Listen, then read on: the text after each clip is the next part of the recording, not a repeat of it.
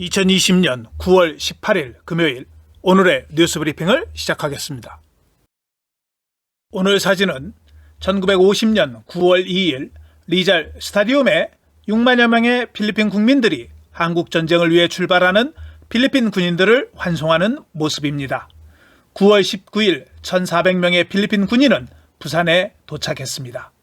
대한민국 보훈처는 한국전쟁 참전을 위한 필리핀 군대 부산항 입항에 맞춰 오늘 오전 10시에 경기도 고양에 있는 필리핀군 참전 기념비에서 필리핀 6.25 참전 70주년 기념 행사를 개최했습니다. 6.25 전쟁 당시 필리핀은 미국, 영국에 이어 세 번째로 지상군이 참전한 국가로 부산 입항일인 1950년 9월 19일부터 1953년 5월 13일까지 연인원 7,420명이 참전했습니다. 앞으로 필리핀과 한국이 양국을 비하하는 행동이 더 이상 발생하지 않기를 기원해 봅니다.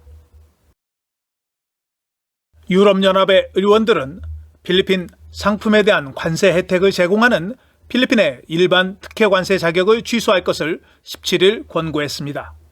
가혹한 경제 제한은 유럽연합이 두테르테 대통령의 치명적인 마약과의 전쟁에 대한 전환점에 도달하면서 채택되었습니다. 유럽연합 의회는 두테르테 행정부가 반복적으로 인권을 침해하고 레프러 통신사의 마리아 레사와 같은 언론인을 공격했다고 지적했습니다. 일반 특혜 관세는 필리핀에서 생산되는 6,200개의 제품에 대해 면세 수출을 제공하고 있습니다. 관세 혜택을 받는 필리핀 제품에는 과일, 동식물성 지방, 섬유, 신발, 자동차 부품 및 금속이 포함됩니다. 2017년 유럽연합의회는 필리핀의 인권 상황이 개선되지 않을 경우 일반 특혜 관세의 제거에 대해 경고한 바 있습니다. 필리핀의 상하원은 정부 관료들의 부패를 근절하기 위한 두테르테 대통령의 정책을 지지할 것이라고 밝혔습니다. 소또 상원 의장과 까예타노 하원 의장은 수요일 말라카냥에서 대통령과의 면담을 통해 상원, 하원, 대통령궁은 대통령이 임기가 끝나기 전에 관료주의를 타파할 것이라고 약속했습니다. 대통령은 관료주의적 비효율성으로 인해 필리핀 국민들의 삶이 더 어렵고 더 나쁜 것은 그들의 이익을 위해 시스템을 이용하고 부패시키는 것이라고 말했습니다. 까야타노 하원 의장은 우리 경제와 국민의 생명을 질식시키는 관료주의 문제가 대통령에게 짐이 되고 있다며 이러한 문제를 해결하려면 창의적인 솔루션이 필요하다고 말했습니다. 지난 9월 2일 소 5,800마리를 싣고 뉴질랜드에서 중국으로 향하던 가축 운반선의 침몰로 인해 필리핀 선원 39명을 포함 43명의 승무원이 실종되었다. 필리핀 선원 2명이 구조되고 1명은 의식을 잃은 채 구조되었지만 병원에서 사망해 현재 필리핀 선원 36명이 실종 상태입니다. 필리핀 혼티베로스 상원의원은 외무부에 실종된 승무원들에 대한 수색 및 구조 임무를 수행하도록 일본 정부를 설득할 것을 촉구했습니다. 그녀는 유엔 해상법 협약, 해상 생명안전 협약 및 국제 협약에 따라 공해에서 조난 중인 사람들에게 도움을 제공할 법적 의무가 있다고 언급했습니다. 한편 필리핀 고용노동부는 2명의 생존자가 19일 필리핀에 도착한다고 발표했습니다. 크리스마스 시즌에는 수요가 미비한 가운데 상품 가격이 안정될 것이라고 무역산업부가 밝혔습니다. 필리핀의 8월 기준 인플레이션도 2.5%로 안정화를 유지하고 있다고 말했습니다. 무역산업부는 가격이 상승하는 추세는 없지만 크리스마스 제품에 대한 권장 소비자 가격을 공시할 것이라고 덧붙였습니다. 소비자 가이드 역할을 하는 권장 소비자 가격은 무역산업부의 승인을 받아야 합니다. 로아스 블루바드의 일부가 내일 마닐라베이 총수를 위해 폐쇄됩니다. MMDA는 국제연안-정화의 날을 맞아 오전 6시부터 오전 9시까지 피블고스에서 퀴리노 에베뉴까지 양쪽 차선이 폐쇄된다고 밝혔습니다. 북쪽으로 가는 운전자는 오스메냐 고속도로에서 퀴리노로 우회전 락손 에베뉴로 직진하는 우회도로를 이용해야 합니다. 국제연안-정화의 날은 유엔 환경계획 후원하에 1986년 미국 텍사스주에서 처음 시작된 세계적인 해양 환경운동이며 매년 9월 셋째 주 토요일을 전후로 100여 개국 약 50만 명이 참여합니다. 도로 혼잡, 대중교통 서비스 불량, 대기 오염 및 부패에 대한 우려로 마닐라의 스마트시티 순위가 전 세계 109개 도시 중 10계단 하락한 104위를 기록했습니다. 스마트시티 인덱스는 경제 및 기술 데이터와 도시가 얼마나 스마트한지에 대한 시민의 인식을 기반으로 도시 순위를 정하고 있습니다. 지난해 마닐라는 102개 도시 중 94위를 차지했습니다. 세계 1위는 싱가포르였으며 대만이 8위, 홍콩이 32위, 서울은 47위였으며 필리핀은 아시아에서 가장 낮았습니다. 보고서는 신뢰할 수 있는 네트워크와 서비스에 의존할 수 있는 도시는 그러한 생태계가 없는 도시에 비해 시민의 요구를 더 잘 처리하고 충족시킬 수 있다고 전했습니다. 어제 전해드렸던 매년 14세 미만의 어린이 40명이 출산을 한다는 소식에 있어 인구위원회가 10에서 14세 어린이가 40에서 50명이 매년이 아니라 매주 출산을 한다고 정정 발표를 했습니다. 2018년 2250명의 어린이가 출산을 했는데 이는 2007년 1000명에 비해 2배 이상 증가했습니다. 필리핀은 평균적으로 약 6만 4천 명의 미성년자 또는 18세 미만의 여성이 매년 출산을 하고 있으며 2021년에는 200만 명 이상의 출산이 예상되는 가운데 11% 또는 20만 명이 20세 미만의 여성이라고 인구위원회는 밝혔습니다.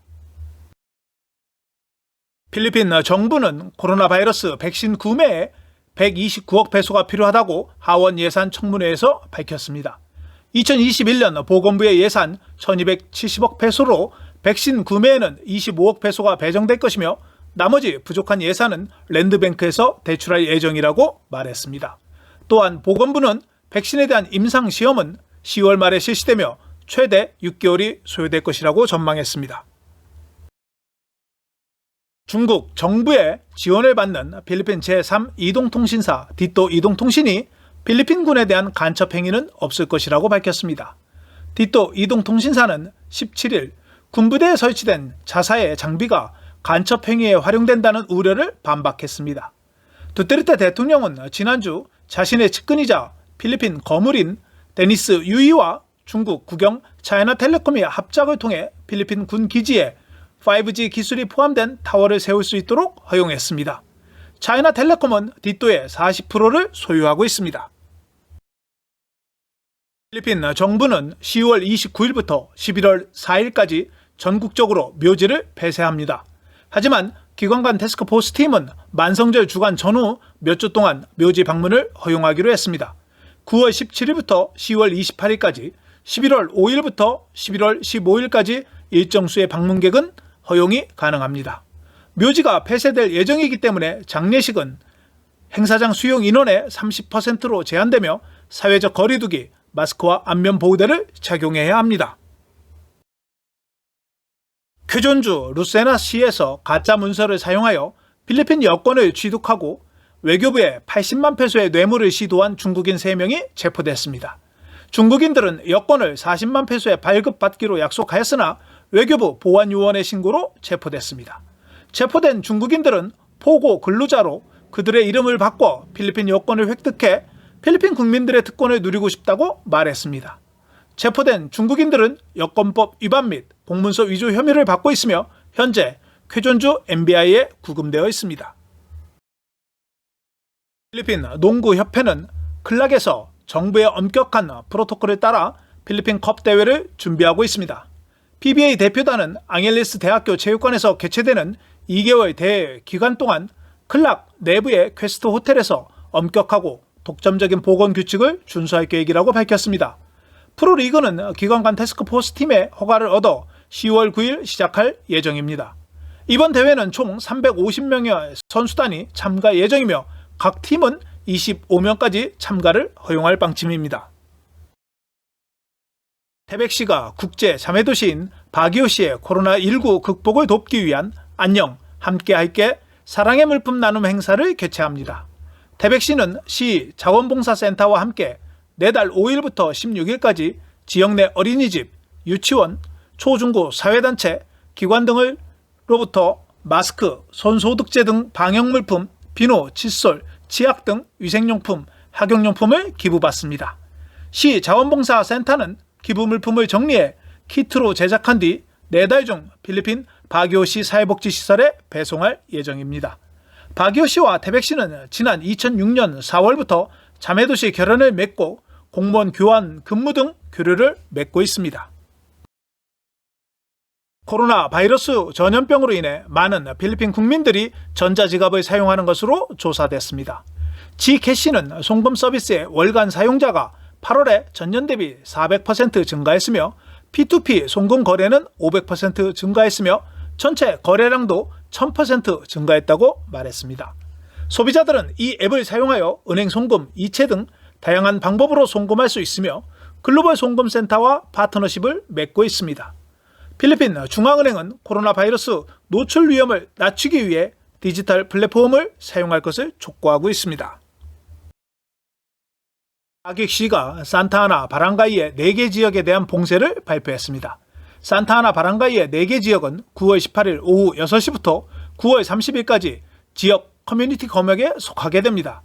9월 16일과 17일 회의에서 4개 지역에서 발생한 코로나 확진자에 대한 전염원이 밝혀지지 않아 봉쇄에 들어간다고 타깃시는 밝혔습니다. 하지만 몇 명이 확진되었는지에 대해서는 공개하지 않았습니다. 지역 커뮤니티 검역이 실시되면 저녁 8시부터 통금이 실시됩니다. 필리핀 환경부는 마닐라베이 백사장을 조성하는 백운석으로 인해 물고기의 떼죽음이 발생했다는 환경단체의 주장에 대해 부인하면서 불법 어업을 조사하고 있다고 발표했습니다. 환경부는 누군가가 불법 낚시를 하거나 시안화물을 사용해 정부 정책을 불신하게 하기 위한 가능성에 대해 조사하고 있다고 덧붙였습니다. 수산자원국은 물고기의 떼죽음은 바다의 낮은 산소 수치 때문이라고 발표한 바 있습니다. 오늘 환경단체들은 마닐라베이의 백사장 건립에 반대하는 집회를 개최했습니다. 필리핀은 4일 연속 3,000명대의 확진자가 증가했습니다. 어제 3,375명에 이어 오늘은 3,257명의 확진자가 발생해 총 확진자는 277만 9,526명으로 증가했습니다. 수도권에서는 어제 963명에 이어 다시 1,000명 이하인 997명, 블라칸 282명, 까비떼 179명, 네그로스 오시덴탈 152명이 발생했습니다. 오늘 취합된 실험실은 128개 중 108개 실험실에서 취합되었습니다.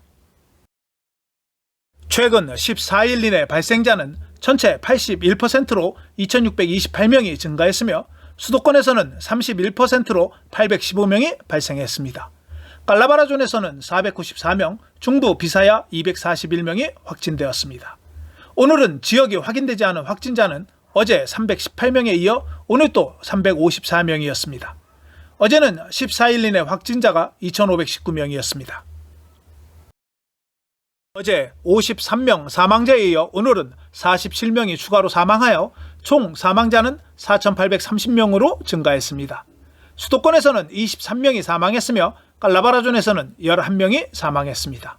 전체 47명의 사망자 중 5월 2명, 6월 1명, 7월 13명, 8월 13명, 9월 18명이 사망했으며 수도권에서는 5월 1명, 7월 11명, 8월 5명, 9월 6명이 사망했습니다. 오늘 회복한 사람은 713명으로 총 20만 8,790명이 회복하여 회복률은 74.6%입니다. 오늘 검사를 받은 개인은 49,674명으로 오늘까지 총 308만 9,619명이 검사를 받았습니다. 오늘 확진율은 6.5%입니다. 필리핀 외교부는 해외 필리핀 국민 중 코로나 양성 확진자는 전체 78개국에서 1,385명이며 6,593명은 회복되었으며 777명이 사망했다고 발표했습니다. 가장 많은 확진자가 발생한 대륙은 중동과 아프리카로 29개국에서 7,052명이 발생했으며 496명이 사망했습니다. 현재 치료를 받고 있는 확진자는 3,015명입니다. 필리핀 정부가 운영하는 격리시설의 병상 점유율이 52%로 하락했습니다. 정부 관계자는 검역시설의 점유율이 80에서 85%에 도달하기도 했지만 최근 코로나 바이러스 감염자가 감소하면서 격리시설의 점유율도 하락했다고 말했습니다.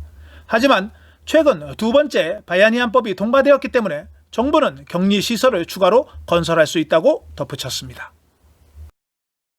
오늘 달러 대비 페소 환율은 1달러에 48.395페소였습니다.